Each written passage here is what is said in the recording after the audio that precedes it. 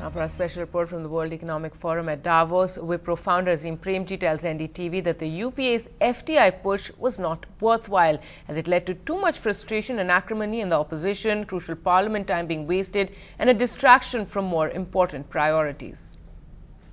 I think we are attracting a lot of FII funds. It's been at record levels over the past 2 months. The FDI is still fence-sitting. I think they are concerned about the outcome of the elections.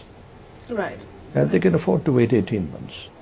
Right. And that brings us to the question on whether the whole FDI push was worthwhile or not, because we're not really seeing huge investments come in, at least in the multi-brand retail space. The Supreme Court has also questioned the policy, asking if the government's doing enough to protect the small traders. So was it worthwhile, both politically and economically?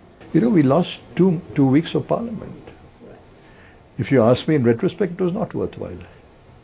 The frustration it created, the acrimony it created in the opposition. It's a good policy, but there were more important priorities to get a coalition with the opposition to get moving forward.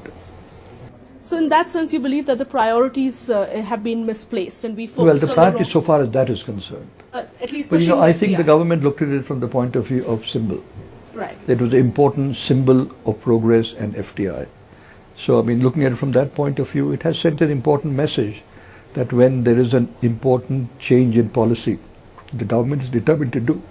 It has enough political clout to be able to do it.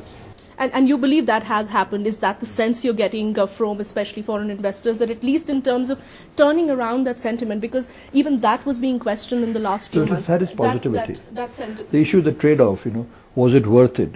Other things could have been done.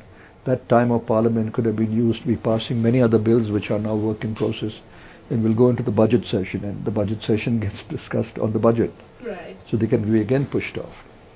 So in that sense, given that the political window of opportunity for the government remains very limited, what would be your prescription here on? We've been slow in picking up momentum on reforms, as you've said, and there is very little time to go ahead with the unfinished agenda. What, according to you, should be some of those top things on the government's agenda? Execute. I just don't think there's necessity to do all kinds of new things. We just got to execute, and we've got to ensure higher standards of governance by setting examples.